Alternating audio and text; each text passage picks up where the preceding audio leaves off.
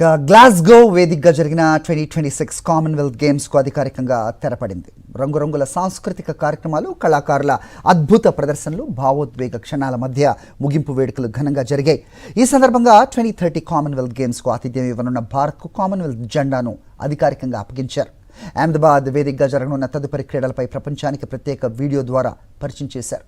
భారత box jasmine Lamboria జాతీయ పతాకాన్ని మోసి మరో గౌరవాన్ని దేశానికి తెచ్చారు.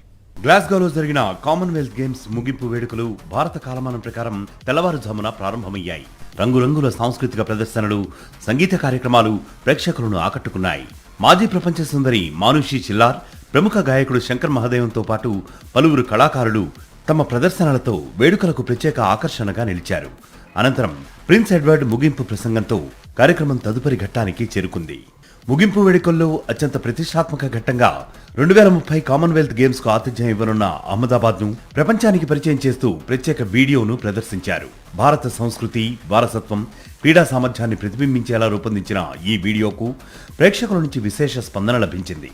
దీంతో కామన్వెల్త్ గేమ్స్ తదుపరి ఆతిథ్య దేశంగా భారత్ అధికారికంగా బాధ్యతలు స్వీకరించింది.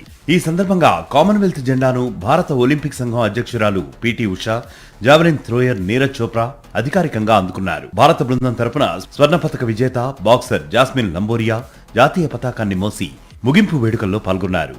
ఈ దృశ్యాలు భారత క్రీడాభిమానుల్లో మరింత ఉత్సాహాన్ని నింపాయి. గ్లాస్గో కామన్వెల్త్ గేమ్స్ కు విజయవంతంగా ముగింపు పలికిన అనంతరం ప్రపంచ క్రీడా దృష్టి 2030 అహ్మదాబాద్ కామన్వెల్త్ గేమ్స్ పైనే పడింది.